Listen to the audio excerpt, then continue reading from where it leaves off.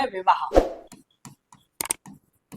विवाह तो ऋग्वैदिक काल में जो है अंतरवर्णीय विवाह का प्रमाण मिलता है। तो ऋग्वेद में जो है किसका प्रमाण मिलता है? अंतरवर्णीय विवाह।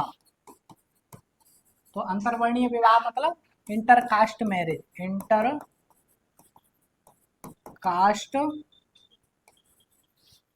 मैरिज का प्रमाण मिलता है,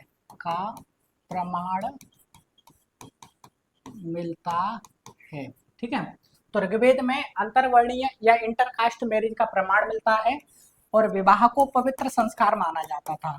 विवाह को जो है पवित्र संस्कार माना जाता था।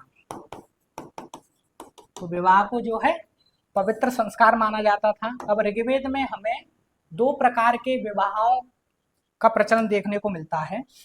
दो प्रकार के विवाह का प्रचलन मिलता है। अब दो प्रकार के विवाह कौन कौन से हैं? दो प्रकार के जो है विवाह कौन कौन से हैं? एक हमें मिलता है अनुलोम विवाह, अनुलोम विवाह, और दूसरा मिलता है हमें प्रतिलोम विवाह, प्रतिलोम विवाह। अब अनुलोम विवाह क्या होता था? अनुलोम विवाह किसे कहा जाता था? तो अनुलोम विवाह में जो है उच्च वर्ण का लड़का, उच्च वर्ण का जो है लड़का,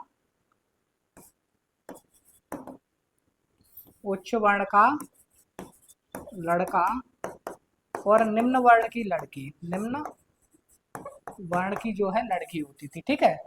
उच्च वर्ण का लड़का और निम्न वर्ण की लड़की अनुलोम विवाह के अंतर्गत होती थी।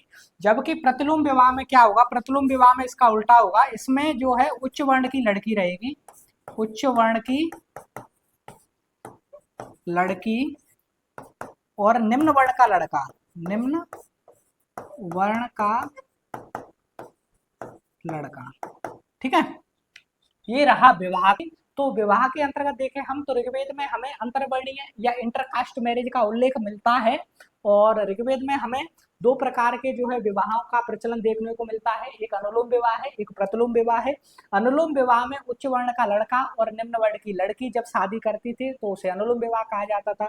प्रतिलोम विवाह में क्या है? तो प्रतिलोम विवाह में जब उच्च वर्ण की तो लड़की है और निम्न वर्ण का लड़का विवाह करें तो उसे प्रतिलोम विवाह के अंतर्गत रखा जाएगा और विवाह को एक पवित्र संस्कार के रूप में माना जाता था। अब खान पान की बात करें तो ऋग्वैदिक काल